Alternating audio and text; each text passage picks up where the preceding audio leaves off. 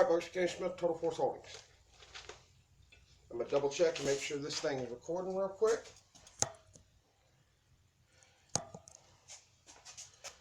Alright, here we go. We're going to talk about medical stuff today. Now, I got a few of my medical kits and a few things you might not necessarily think about when it comes to medical on hand. I'm really going to go into detail into two of them. First off, I'm not a TCCC guy, so if you think this is going to be me teaching you how to use this crap, skip it, because it's not. Alright, I'm just going to kind of talk about what I carry as far as medical and why. Now,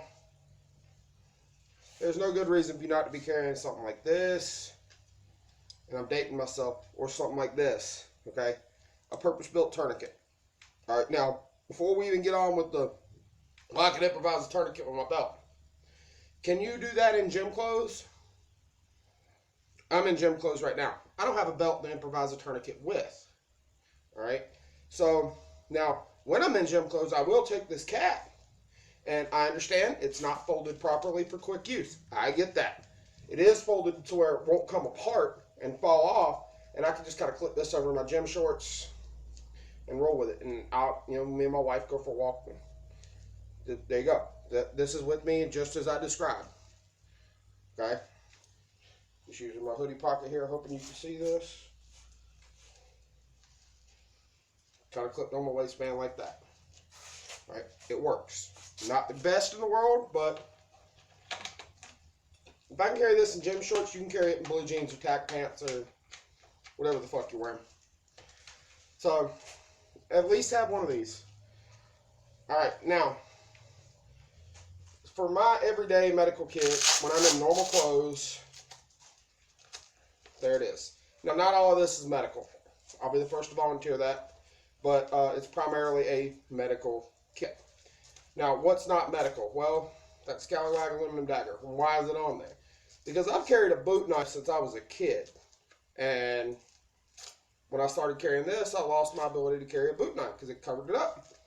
But because of this molly webbing, there you go. So what's on here? First off, this also isn't necessarily medical. And this isn't always there. It's only there when I'm at work or for the sake of the video. And that's a handcuff key. Alright, this is on my ankle. If you have enough flexibility, you should be able to get to this while you're handcuffed on your ankle. But if you don't have enough flexibility, this might not work for you. Now, this is for escaping unlawful restraint. I do carry handcuffs when I'm at work. So I could very well be unlawfully restrained with my own cuffs. There's a way out. And I do have other methods of getting out of those when I'm at work. Why don't I carry that outside of work? Because certain municipalities, certain states, why I wouldn't advise you to carry one unless you are that type of person who's carrying handcuffs for work, frown upon it. And there it is. Ain't no sense catching a charge over something like that. Next, I'm not going to pull it all the way out because these pouches can be obnoxious. They're elastic. Is a pack of Quick Clot combat gauze. Why combat gauze? Well, the granules can be kind of a pain in the dick to get out of a wound at that next higher standard of care at the hospital or whatever. And the gauze does two things. Yes, it has the hemostatic. Cool. But you can pack a wound and that's going to get you really good effect for blood loss. Again, I'm not a TCCC guy, so I'm not going to go into much more detail than that. The next one, this one really is a pain in the ass to get out, so I'm not even going to mess with it, is a soft T wide. In this pouch, I have the Persis Medical First Care product, something like that. T3 bandage is essentially an Izzy dressing. It's just a pressure-based dressing. You can use the wrapper as an occlusive if you need to. Obviously, an occlusive is better, but I just haven't got around to putting like a hyphen or something like that in here.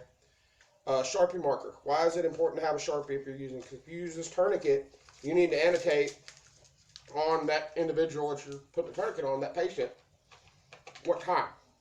Now, the soft T wide, I don't know if the original soft T has it. I think it does. And I'm not undoing all this to see, but I don't think the original soft T has it. But like the cat, it's got a place where you can write the time on it. But that can get covered before. I mean, you're putting a tourniquet on something that's gushing blood. So, you take that Sharpie and you put a big ass T and what time it is right in the center of their damn forehead. At least that's where they tell us to do it in the Marine Corps. The next one is trauma shears. These are the short ones. You can use these obviously to access the wound, cut away clothing, or cut a seatbelt. Because you really don't want to use your pocket knife to try to cut a seatbelt on someone that's unconscious, because if they come to, you can stab them or cut them, and that's not cool. So if you don't have a purpose-built seatbelt cutter, you need to carry shears anyway.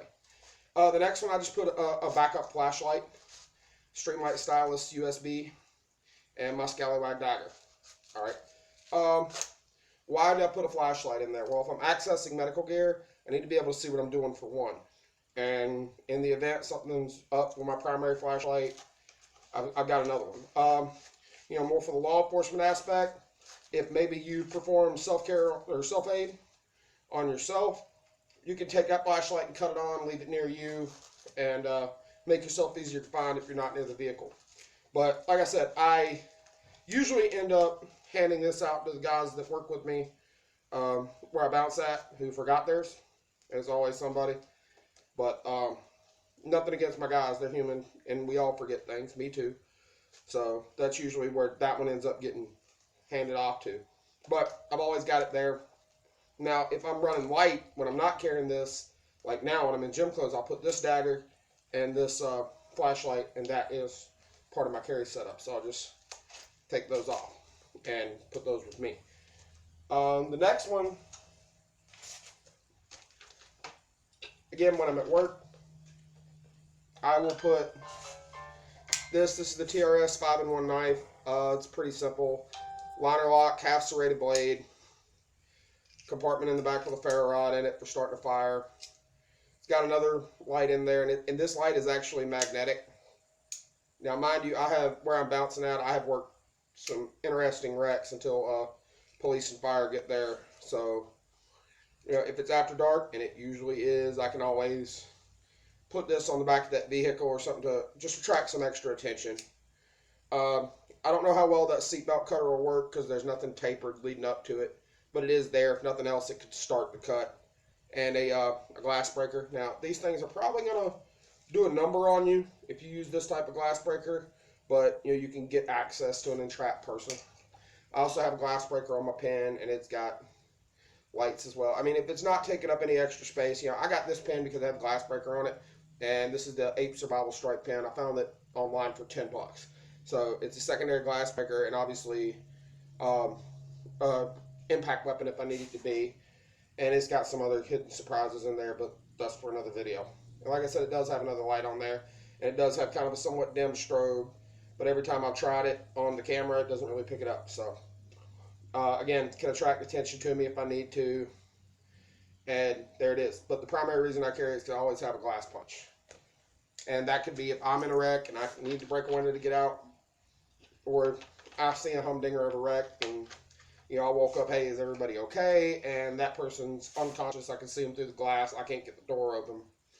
Probably not a good idea to move somebody after a car wreck unless you absolutely have to, like you think the vehicle's going to catch on fire or something like that. But if nothing else, you can get access to them and save paramedics, fire rescue some time. Also, in my everyday carry bag, which doubles as my work gear bag, because I never know if I'm going to get called in, is this trauma kit right here. This is the 511 3.0. Oh, by the way, this kit is the Rescue Essentials ankle kit. They've got 3 different tiers. One of them bare, and 2 of them have different goodies in them. The one I got included 2 pair of gloves, which I took out, and I'll show you why in a minute. The soft T wide and the T3, I added the rest of this myself. And I think I paid like $60 for it. So, there's that. This is always with me. It's in my bag that I keep with me every day. Open that up. I've got another cap, nasopharyngeal airway. If you know what that is, great. Not, you probably don't need to use one. Gloves. The old Quick Clot granules that I'm phasing out for the gauze. Pack of Pri-Med gauze, just wound packing. Full-size Izzy. And a bigger pair of shears. So, I've got essentially 2 kits here now. You'll notice I don't have things like chest decompression needles and things like that, because I don't know how to use them, okay? If If you don't know how to use this kind of gear, don't even carry it. All right, it's one thing to have it, you know, if you're a cop or something like that, where you might have somebody around or access to somebody that does know how to use it. But that's the kind of thing, if you don't know what you're doing, you really shouldn't be playing with it, because it's serious business. You know, you're talking about ramming a needle into someone's chest cavity. That's generally not cool if you don't know what you're poking around at. But there's that. I do need to add some high fins to this as well, and that's a common thing. This is one of my older kits. I built this one a long time ago. Open it up. Pretty much more of the same. All right. You've got another big pair of shears. One of the early soft tees.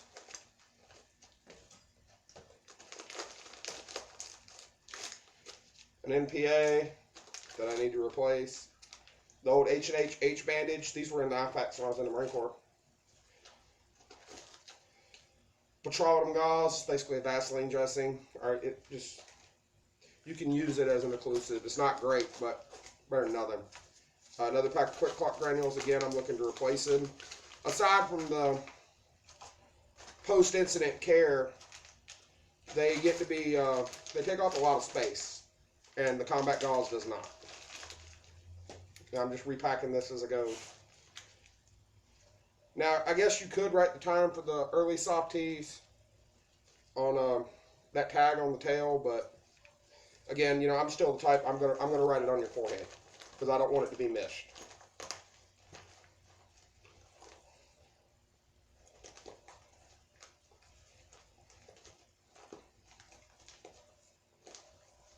And this is the 511 6x6 med pouch right here. Don't worry about that in the bottom. Now, at one point, I had little mini chem lights in here so I could crack those and see what I was doing if I needed to. Next thing, this is just a ace bandage. What would that be used for? To put more pressure on a pressure dressing and hold it in place. Backup tourniquet, this is the TK4. Not a great tourniquet, but you know, I'm using this as a secondary. Primed gauze again. This is one of the old camouflage dressings, just essentially more gauze. The old cravats, I mean, you can do so much shit with these things. It's like almost no sense in not carrying one in a bigger pouch. And another Sharpie, which we've already discussed what that's for. And this kit is actually off one of my sets of body armor. So, I got a few of those. The next kit is my hiking kit. And newsflash, it looks very similar to the others. Okay, it's got the same shit. Alright, it's just got some boo-boo kit stuff in there too because, again, this is the one that's on the outside of my backpack. Really no need in going on in there. Now, one thing you'll notice, I have a big red cross drawn on there, my blood type, and no pen because I have a penicillin allergy. But the med gear that's with me every day are these. This is in my bag, and this is on my body. If I'm at work, anybody that's worked security or law enforcement or EMS knows what this is. It's a glove pouch, okay? I've got, I don't remember if I have one or two pair of gloves in here. We're about to find out. I think I only have one. Yeah, I only got one. What's that? Put stuff in here, I don't know what it is now. It's just a CPR guide from Adventure Medical Kits. Yeah, CPR, rescue breathing, Heimlich maneuver, stuff you should already know if you're in a profession where you're wearing a glove pouch. But if I had to venture a guess how that got in there, it was in there with my the next goodie. Oh, cool. So I do have more gloves. Another pair of gloves. And a CPR face shield. So, there you go. So what do I have covered with this? Obviously trauma. I can stop major bleeding with either one of these kits. And like I said, I'm primarily concentrating on these because these are the ones I have with me. I've got wound packing. I've got pressure dressings. I've got tourniquets. In this one, I've got an MPA. I don't have chest compression needle, but there again, I don't know how to use one, so it would just take up space. I've got the ability to mark someone after a tourniquet, and I've got ability to access an injured party. So, because again, I've always got this with me when I'm at work. This is tucked down in my body armor. So, and this is just like my general utility knife. I break it, I really don't care. I didn't pay very much for it, so if it pops out of my body armor and I lose it, no big deal. But the big thing you need to worry about as far as you is what can you do? Now, that might be restricted by state law. That is definitely restricted by your level of knowledge on the subject. Like I said, I'm not going to go using a chest decompression needle. I've been trained how to do it. I know how to do it, but I don't trust myself to do it. So I don't carry it. All right? I understand that's a limitation. How do you remedy that?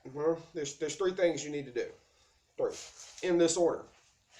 Number 1, get good training. All right. One of my very close friends is connected, I should say, with Dark Angel Medical. He's the one who kind of taught me who they were. All right. He does, Pocket Doc there does really good medical classes. I need to talk to Joey and find out how to get him here. But take a good class.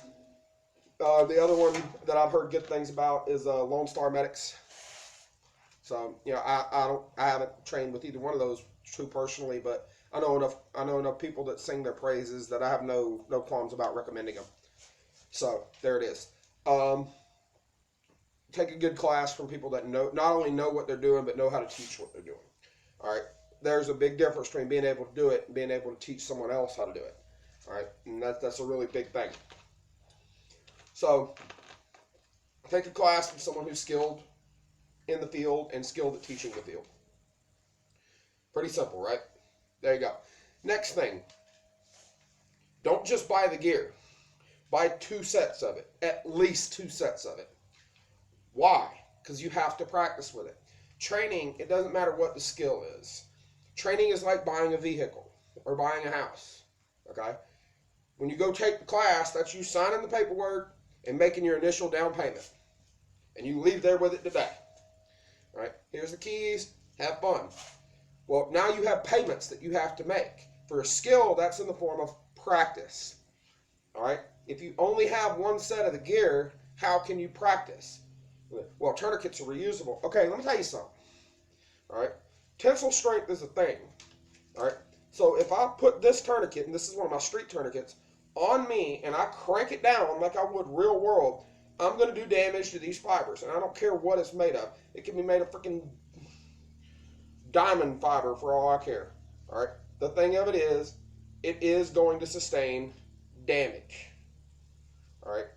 That's a fact. So you need, I would say, a dedicated training tourniquet.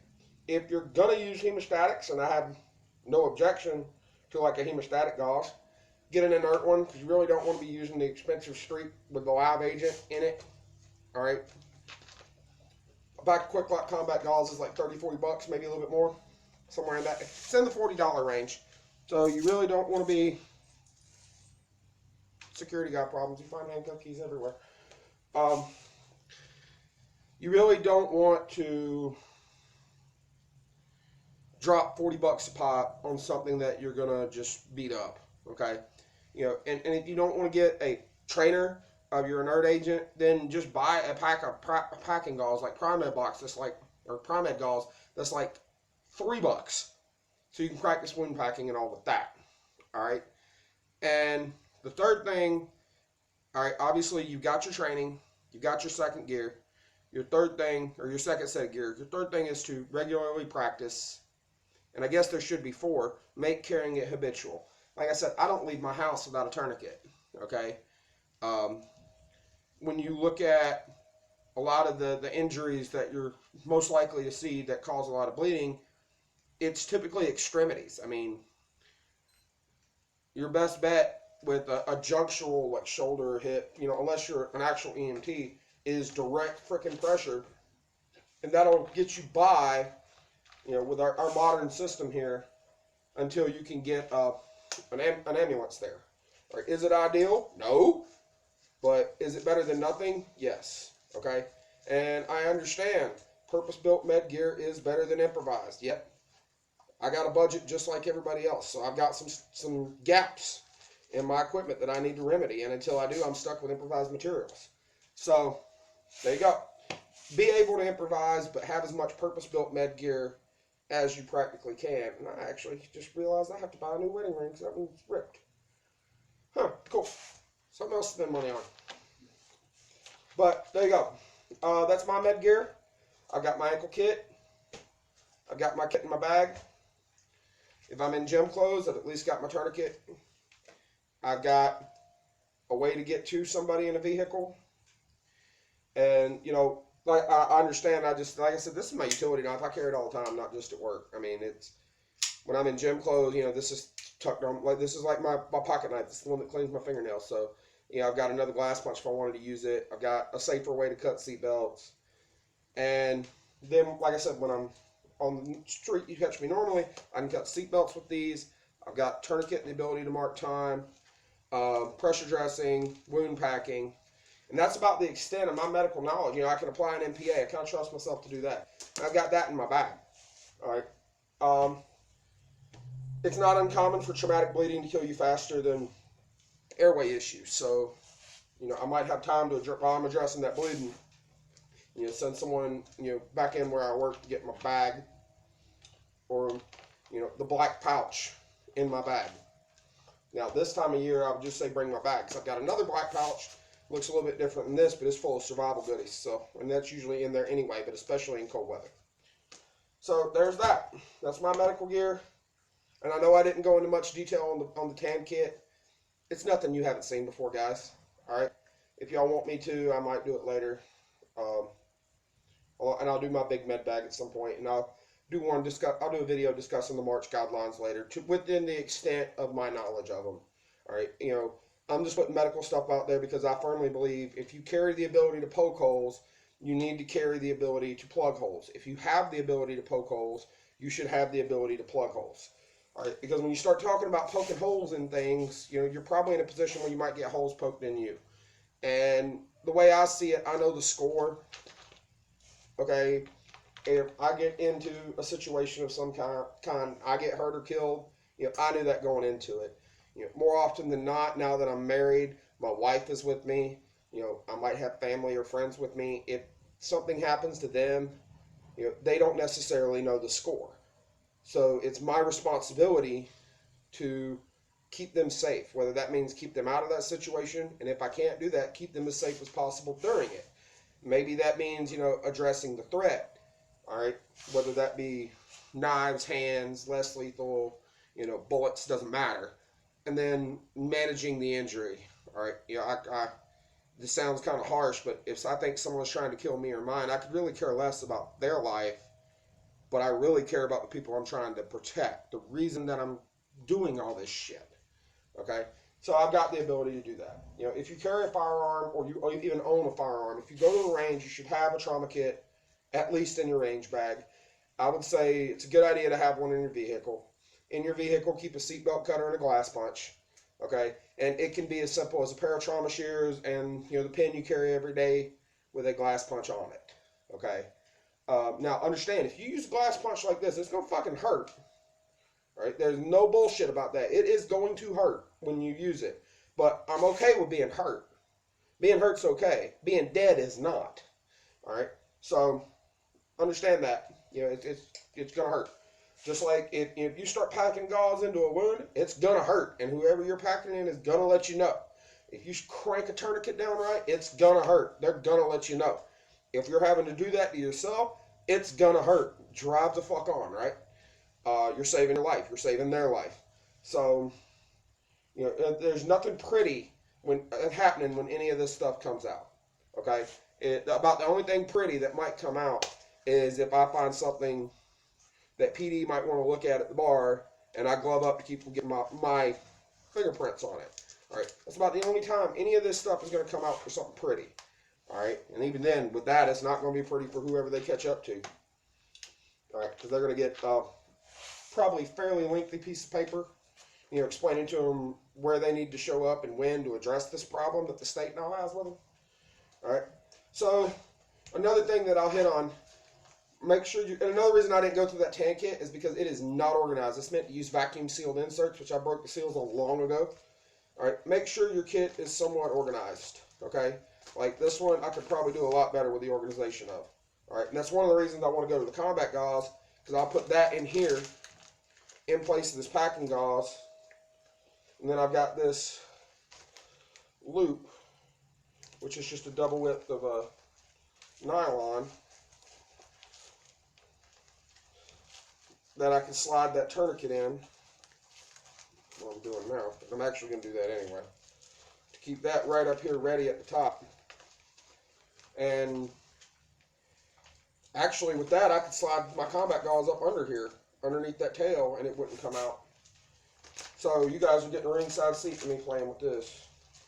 I'm going ahead and put that MPA right here behind that pressure dressing.